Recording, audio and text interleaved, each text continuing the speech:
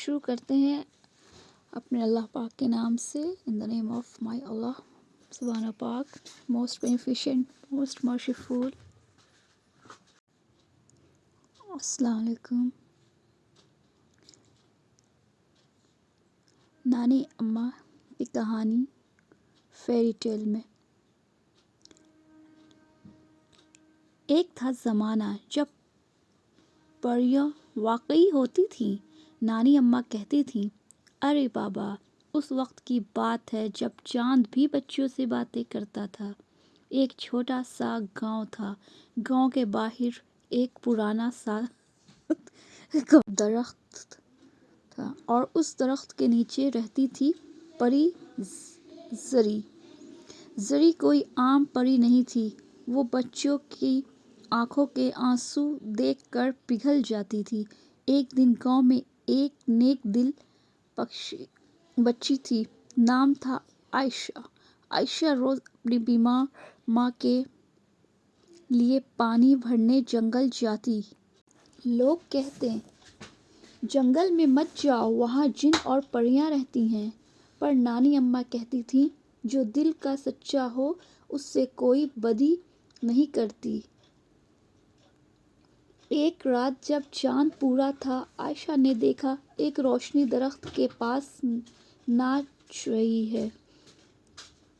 ڈر تو لگا مگر دل صاف تھا.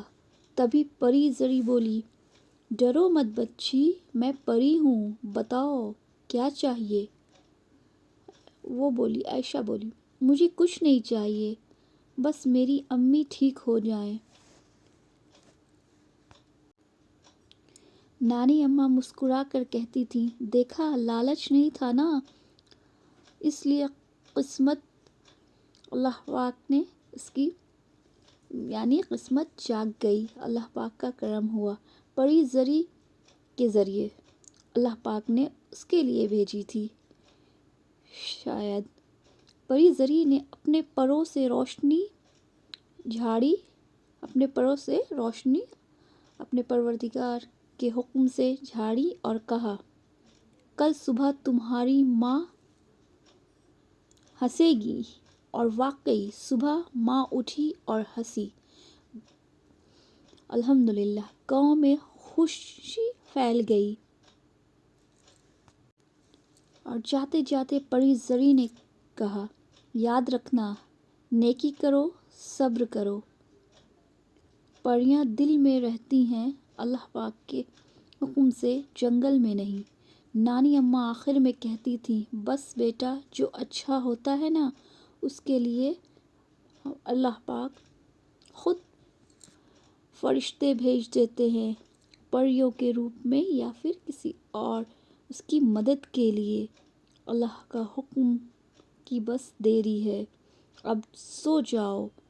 اچھے کے لیے اللہ ہمیشہ ساتھ ہوتے ہیں. اور خواب میں پری آئے گی. اللہ پاک کے حکم سے اگر چاہو تو میں برے انسان بنو, نہیں تو اگر میرے اللہ پروردگار کا کرم ہو تو آپ اچھے انسان بنیں اور ہمیشہ اچھائی کریں. اچھائی کرنے سے ہمارا بھی نہیں, لوگوں کا بھی اچھا ہوتا ہے.